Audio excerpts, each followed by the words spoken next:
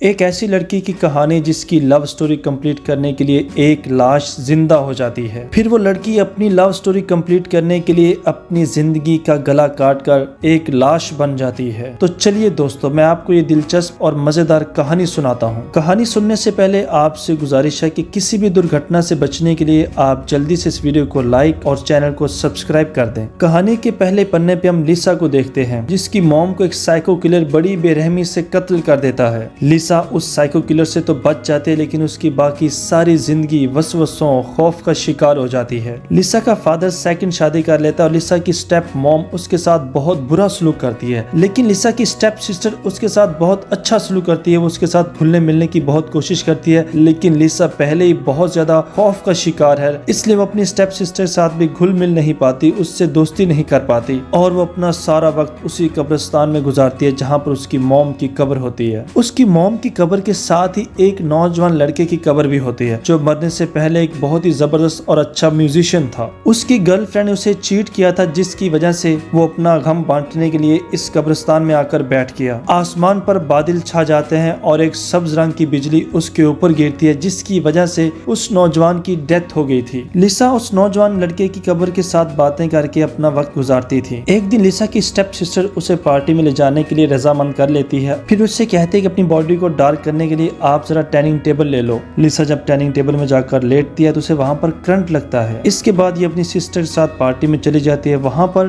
उसकी सिस्टर अपनी दोस्तों के साथ बिजी हो जाती है और लिसा अकेली रह जाती है। जब ये पार्टी में कुछ पीने लगती है तो उसके गिलास में एक लड़का कुछ नशावर चीज मिला देता है, जिसकी वजह से लिसा बहकने लगती है और वो लड़का उसके साथ बहुत ज्यादा बदतमीजी करने की कोशिश करता है, लेकिन लिसा वहां से किसी न किसी तरीके से बचकर भाग जाती है और ये सीधा जाती है उसी कब्रिस्तान में और उस नौजवान लड़के की कब्र के पास और उससे कहती है कि काश तुम जिंदा होते और मेरे साथ आज ऐसा ना होता। इसके बाद लिसा घर चली जाती है। वो भी बहुत ही ज्यादा गुस्से में होती है और अपने घर का शीशा भी तोड़ देती है। इसी दुखी और गमज़दा हालत में वो सो जाती है। अगली सुबह जब वो उठती है तो उसकी मॉम उस पर चीखती चिल्लाती, उसे बहुत बुरा भला कहती है। उससे कहती है कि तुमने रात को शीशा तोड़ा था, इसलिए अब तुम्हारी सजा ये है कि इस शीशे के मुझे पैसे दो। अब लिसा के पास ना तो पैसे हैं और ना ही उसके पास कोई जॉब होती है और उसका फादर भी उसका कोई साथ नहीं देता, इसलिए वो पैसे भरने के लिए एक पार्ट टाइम जॉब ज्वाइन कर लेती है। हम देखते हैं कि रात के वक्त कब्रिस्तान पर फिर से बादल छा जाते हैं और वही ग्रीन कलर की बिजली फिर से उस नौजवान की कब्र पर गिरती है और वो नौजवान लाश जिंदा हो जाती है। जब लिसा जॉब से वापस आती है तो वो देखते हैं कि उसके घर वाले सब के सब मूवी देखने के लिए घर से बाहर जा रहे हैं। उसकी स्टेप सिस्टर उसे भी कहते हैं कि आओ आप भी हमारे साथ चलो, लेकिन लिसा उसे कहते हैं कि मैं बहुत ज्यादा थकी हुई हूँ, इसलिए मैं आपके साथ नहीं जा सकती। वो सब मूवी देखने चले जाते हैं और लिसा घर के अंदर जाकर एक हॉरर मूवी ऑन करती है और बैठकर मूवी देखने लग जाती है। इसी दौरान उसके घर में एक भूत घुस जाता है और ये वही नौजवान लाश है जो उस कब्रिस्तान के अंदर थी। लिसा उस लाश से बहुत ज्यादा बचने की कोशिश करती है, लेकिन उससे बच नहीं पाती। उससे बचने के लिए छत पर चढ़ने का फैसला करती है, लेकिन उसे छत पर तो चढ़ना आता नहीं है और उसका हाथ फिसलता है और वो सीधा गिरती है उस लाश के ऊपर। उस लाश के मुंह से ग्रीन कलर का गंदा पानी निकलता है जो सीधा गिरता है लिसा के मुंह पर। लिसा को बहुत ही ज्यादा गंदी स्मेल आती है और वो वहां से भाग जाती है।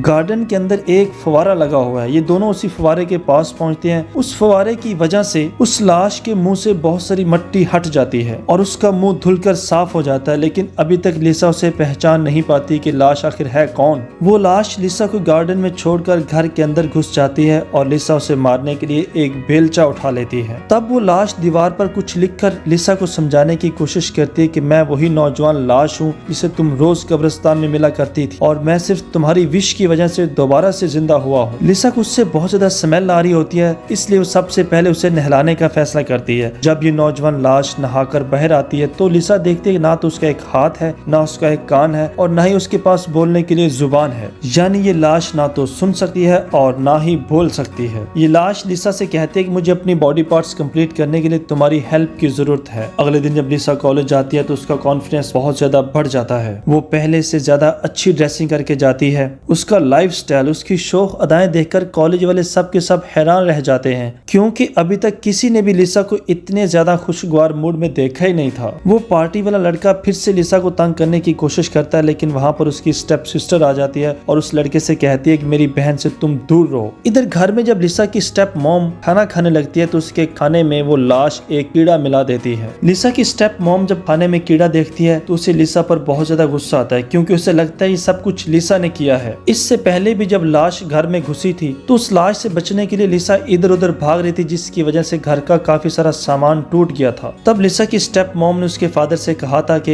ये लिसा पागल हो चुकी है, इसे अब पागल खाने छोड़ देना चाहिए। और आज जब वो खाने में कीड़े को देखती है तो वो फैसला कर लेती है कि लिसा को मैं सबसे पहले पागल खाने छोड़ूंगी। आज उसकी एक इम्पोर्टेंट मीटिंग भी होती है, लेकिन वो अपनी मीटिंग भी कैंसिल कर देती है। लिसा जब घर आ जाती है तो ये उसे पागल खाने छोड़ने के लिए उसके रूम में जाती है, उस पर चीखती है, चिल्लाती है, उसे गाली देती है, उसे बहुत ज्यादा बुरा भला कहती है। तब उस लाश को उस पर बहुत ज्यादा गुस्सा आता है, वो उसके सर पर एक चीज जोर से मारता है, जिसकी वजह से लिसा की स्टेप मॉम की वहीं पर डेथ हो जाती है। इसके बाद वो नौजवान लाश उसका कान काट लेती है, फिर कब्रिस्तान में ले जाकर उसी कब्र में दफन कर देती है जहाँ पर ये लाश कभी खुद दफन हुआ करती थी। घर आकर लिसा वो कान उसके कान के साथ सिलाई कर देती है, लेकिन अभी तक उसे इस कान से सुनाई नहीं दे रहा। वो लाश लिसा के हाथ पर एक निशान बनाकर उसे समझाती है कि मुझे इस कान से सुनाई देने के लिए इलेक्ट्रिक शॉक चाहिए। उसे बिजली का करंट देने के लिए लिसा उसे टैनिंग बेड में ले जाकर लेटा देती है, और जब ये लाश बाहर निकलती है तो हम देखते हैं अब ये लाश सुन रही है। बिजली का करंट लगने की वजह से उसका कान अब मुकम्मल तौर पर ठीक हो चुका है। अब लिसा बहुत खुश है, उसका लाइफस्टाइल टोटली चेंज हो चुका है। वो लड़की जो पहले बहुत ही ज्यादा उदास और गमज़दा रहा करती थी, अब वो बहुत ही ज्यादा खुश मिजाज और खुश अदा है। उसके इस रूप से पूरा कॉलेज इंस्पायर होता है। अपनी इसी पॉपुलैरिटी का फायदा उठाने के लिए वो उस लड़के से फ्रेंडशिप करती है जिसने उसके साथ पार्टी में बदतमीजी की थी। दरअसल अब वो उस लड़के से अपना बदला लेना चाहती थी। वो उस लड़के को उसी कब्रिस्तान में लेकर जाती है जहाँ पर वो लाश पहले ही उनका इंतजार कर रही थी। वो लाश उस लड़के पर हमला करके उसका एक बाजू काट देती है। बाजू के कटने की वजह से उस लड़के का बहुत सारा खून बहता है और उसकी डेथ हो जाती है। घर आकर लिसा वो बाजू उस लाश के बाजू के साथ सिलाई करके उसे टैनिंग बेड में लिटा देती है। जब ये लाश टैनिंग बेड से बाहर निकलती है तो उसका हाथ भी ठीक हो चुका था। अब उसका हाथ बिल्कुल आम इंसानों की तरह वर्क कर रहा है। हाथ ठीक होने की वजह से नौजवान लाश लिसा के लिए पियानो बजाती है, क्योंकि लड़का अपनी पिछली जिंदगी में एक बहुत ही अच्छा म्यूजिशियन होता है। पियानो सुनकर लिसा का दिल उसके लिए मोहब्बत से भर जाता है। लिसा अब अपनी जिंदगी में बहुत खुश है, लेकिन उसके घर के तमाम लोग बहुत ही ज्यादा परेशान हैं, क्योंकि लिसा की स्टेप मॉम कई दिनों से घर नहीं आई। वो पहले तो ये समझते हैं कि शायद वो कॉन्फ्रेंस गई हुई है, लेकिन जब वो कई दिनों से कॉन्फ्रेंस से वापस नहीं आती तो वो कॉन्फ्रेंस की इंतजामिया से राब्ता करके पूछते हैं तो इंतजामिया नहीं बताती है कि वो तो यहाँ पर आई ही नहीं। इसके बाद लिसा का फादर अपनी वाइफ की पुलिस में गुमशुदगी की कंप्लेन लिखवाता है। इस बात की वजह से लिसा बहुत ज्यादा परेशान हो जाती है, क्योंकि वो कभी भी जेल नहीं जाना चाहती। इसलिए रात के वक्त वो उस लाश से कहती है कि तुम्हें तो कोई मसला नहीं है, तुम तो एक लाश हो, तुम्हारा तो कुछ नहीं बिगड़ेगा, लेकिन कत्ल का शक तो सिर्फ मुझ पर जाएगा ना, और मुझे जेल हो जाएगी, और जेल होने के बाद शायद बहुत जल्द फांसी भी। लिसा उस नौजवान लाश से कहती है कि मैं मरने से पहले या फिर जेल जाने से पहले अपना खूबसूरत दिन अपने प्यारे से दोस्त के साथ गुजारना चाहती हूँ। वो जब अगले दिन कॉलेज जाती है तो उसे पता चलता है कि उसका दोस्त आज कॉलेज आया ही नहीं, मगर वो पार्टी वाला लड़का जिसको लिसा ने कत्ल किया था उसकी इन्वेस्टिगेशन करने के लिए पुलिस जरूर आई हुई थी। कॉलेज के सभी स्टूडेंट्स का ख्याल था कि उसके कत्ल के पीछे लिसा का हाथ है, क्योंकि अभी तक उस लड़के ने और किसी के साथ झगड़ा नहीं किया था। उसने आखिरी दफा सिर्फ लिसा के साथ ही बदतमीजी की थी।